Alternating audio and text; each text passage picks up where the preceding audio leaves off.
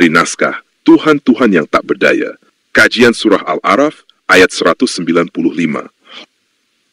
Apakah berhala-berhala itu memiliki kaki sehingga mereka dapat berjalan? Atau memiliki tangan sehingga mereka dapat memukul? Atau memiliki mata sehingga mereka dapat melihat? Atau memiliki telinga sehingga mereka dapat mendengar? Katakanlah, wahai Muhammad, panggillah sekutu-sekutumu, lalu lakukanlah tipu daya terhadapku dan jangan beri aku kesempatan sedikit pun. Surah Al-A'raf ayat 195.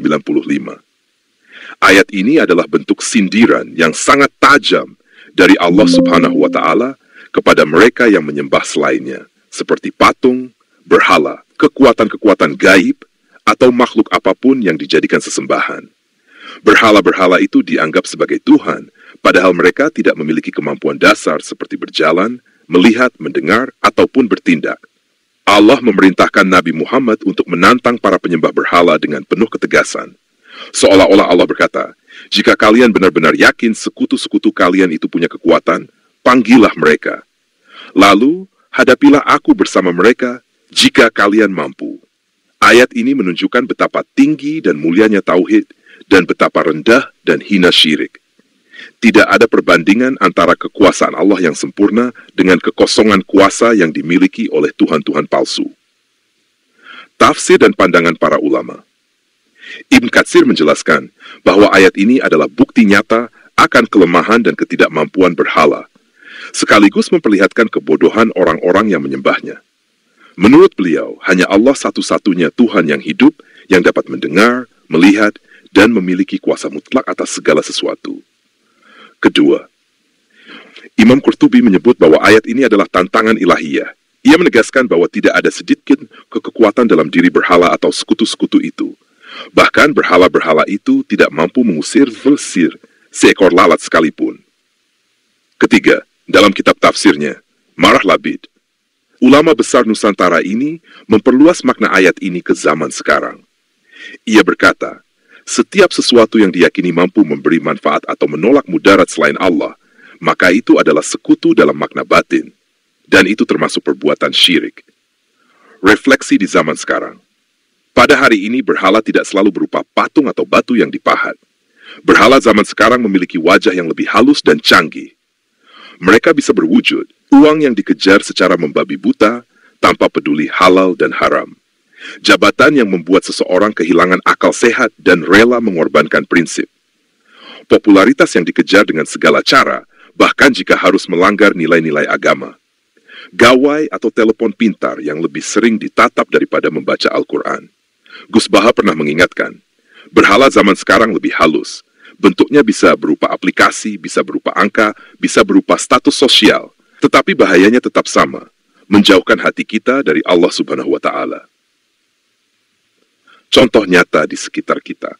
Ada seorang pejabat yang tidak berani dilantik sebelum mendapat restu dari benda pusaka.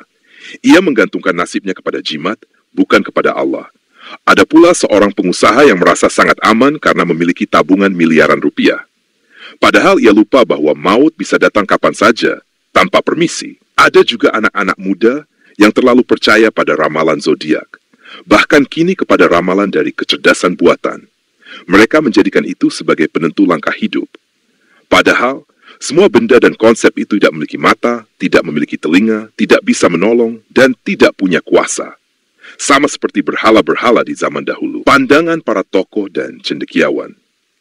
Ustadz Adi Hidayat. Beliau menyebut bahwa ayat ini adalah tamparan keras bagi mereka yang memuja dunia. Kalau hartamu bisa menyembuhkanmu dari sakit dan menyelamatkanmu dari kematian, maka pantaslah ia disembah. Tetapi nyatanya tidak. Tokoh pemikir Muslim Eropa ini menulis, kehidupan modern dipenuhi dengan berhala-berhala baru. Kita harus terus bertanya dalam hati kepada siapa sebenarnya kita bergantung. Dengan suara lantang dan penuh semangat, beliau pernah berseru, apa yang kamu lebih takutkan daripada Allah, itulah Tuhanmu.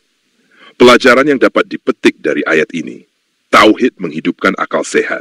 Jangan pernah tunduk kepada sesuatu yang tidak hidup, tidak bisa bergerak, dan tidak tahu apa-apa. Kedua, syirik adalah bentuk kebodohan spiritual. Menyembah selain Allah berarti merendahkan diri kepada yang sama sekali tidak pantas untuk diagungkan. Ketiga, ini adalah tantangan kepada iman. Saat musibah datang, kepada siapa kita bergantung? Disitulah letak sebenarnya siapa yang menjadi Tuhan dalam hati kita. Keempat, berhala masa kini memang lebih tersembunyi. Namun kita harus terus menyucikan hati dari ketergantungan kepada selain Allah, meskipun itu tidak terlihat oleh mata. Penutup dan doa. Allahumma tahhir qalbi min kulli ma yushghiluni an dhikrik, waj'alka a'zama man fi qalbi, wa la takilni ila nafsi, wa la ila ahadin siwaka. Ya Allah, sucikanlah hatiku dari segala sesuatu yang melalaikanku dari mengingatmu. Jadikan engkau satu-satunya yang paling agung di dalam hatiku. Jangan biarkan aku bergantung kepada diriku sendiri, ataupun kepada makhluk manapun selain engkau.